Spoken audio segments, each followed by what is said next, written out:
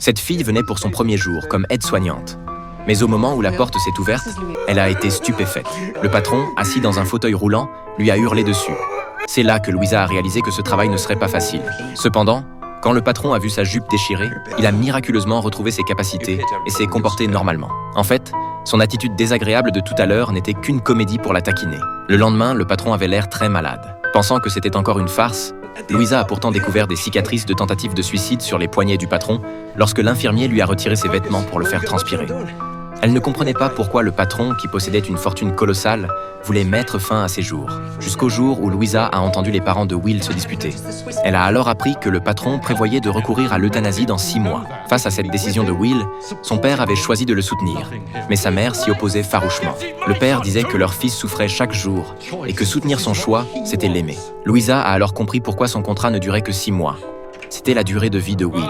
Même avec un salaire élevé, elle ne voulait pas accepter un travail qui consistait à envoyer quelqu'un à la mort. Mais de retour chez elle, tout le monde se réjouissait qu'elle ait trouvé un emploi. Sa sœur divorcée a même dit à Louisa que maintenant qu'elle avait un travail, elle pourrait se libérer pour retourner à l'université et finir ses études. Lorsque Louisa a fait part de son intention de démissionner, sa sœur lui a dit qu'elle ne pouvait plus continuer à vivre au crochet de leurs parents.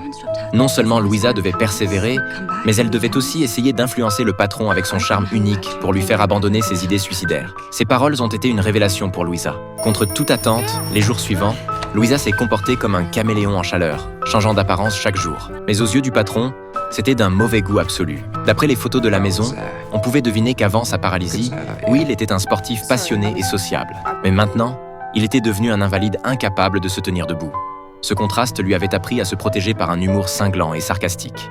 Il s'est même moqué de Louisa en lui disant qu'elle finirait bientôt elle aussi dans un fauteuil roulant. La jeune fille a continué à subir les railleries du patron.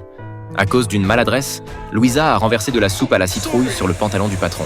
Elle a séché le pantalon, mais cela n'a pas suffi à faire fondre son cœur de glace. Finalement, un tournant s'est produit. L'ex-petite amie de Will et son meilleur ami sont venus lui rendre visite. Les deux semblaient vouloir dire quelque chose sans oser le faire. En fait, ils étaient tombés amoureux. Will est resté impassible en apparence, mais au fond, il était très affecté. Ensuite, Will s'est enfermé dans sa chambre. Juste après, on a entendu un bruit de verre brisé.